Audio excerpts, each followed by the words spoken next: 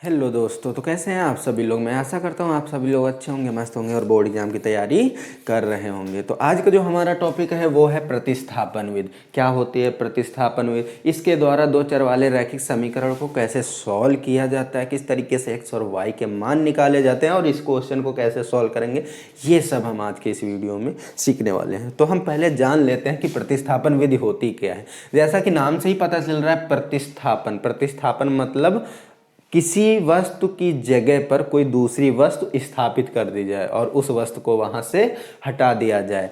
ऐसा कह सकते हैं कि जैसे आप अपने घर में रहते हैं और आपके घर में पे कोई कब्जा कर ले, वो आपके घर में रहने लगे और आपको वहां से निकाल करके बाहर फेंक दे। इस तरीके से तो हम इसे क्या कहेंगे, प्रतिस्थापित करना कहेंगे, प्रतिस्थापन विधि कहेंगे। इसमें भी हमको यही करना होता है। दो समीकरण हैं, इनमें से हम एक का मान निकालेंगे, या तो एक्स का मान निकालें या तो वाई का, और दूसरे समीकरण में उठा करके रख देंगे। पहले से निकालेंगे तो दूसरे में रखेंगे मान, अगर दूसरे से हम निकाल रहे हैं किसी एक का मान तो पहले वाले में रख देंगे। तो चलिए स्टार्ट करते हैं इस क्वेश्चन को और समझते हैं कि किस तरीके से क्वेश्चन किए जाते हैं। तो देखिए, हम यहां पर इस पहले वाले समीकरण से y का मान निकाल लें, तो जिसका मान निकालना होता है उसको हम रोक लेते हैं और जो बची हुई वैल्यू होती है इसको हम दूसरी साइड भेज देते हैं। तो ये 14 इधर पहले से ही था, ये x आ जाएगा, माइनस का हो जाएगा x, ये y का मान आ गया कि x के पदों में 14 माइनस x। अब ये y का मान जो है ये वाला उठा करके दूसरे समीकरण में y की जगह रख देंगे।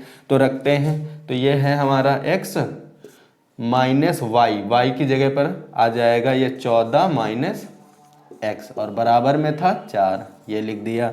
अभी यहाँ पर ये x बचा, माइनस गुणा इधर कर देंगे तो ये माइनस का 14 हो जाएगा और माइनस माइनस प्लस x बराबर में 4 हो जाएगा। इस x का गुणा हम यहाँ पर x को x से जोड़ेंगे तो ये 2x हो जाएगा और ये 14 बचेगा तो इसको हम उस साइड भेज देंगे। तो ये 4 पहले से ही था, 14 भी आ जाएगा तो ये प्लस का 14 हो जाएगा।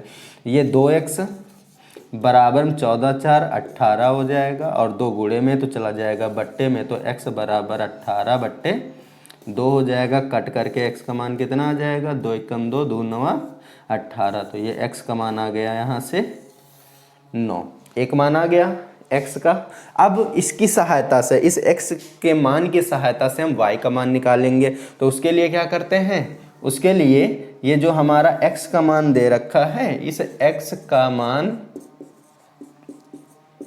समीकरण 1 में रखने पर ये x का मान उठा करके हम कहाँ, समीकरण 1 में जहाँ पर ये x दे रखा है यहाँ पर रख देंगे।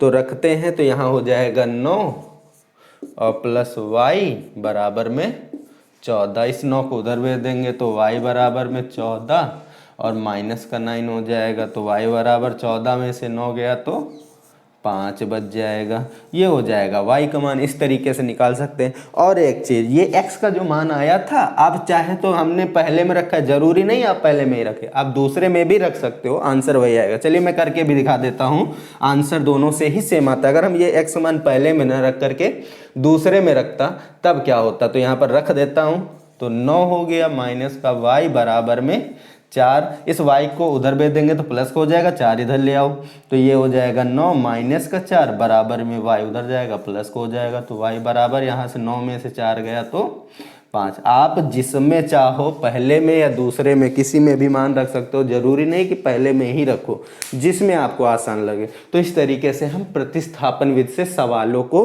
हल करते हैं और ये बहुत ही इंपॉर्टेंट टॉपिक है क्योंकि यहाँ से आपके बोर्ड एग्जाम में एक क्वेश्चन हर साल पूछा जाता है।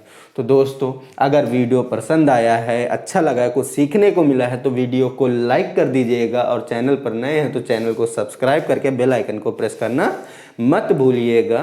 तो मिलते हैं ऐसे नए इंटरेस्टिंग वीडियो के साथ, तब तक के लिए जय हिंद जय भारत।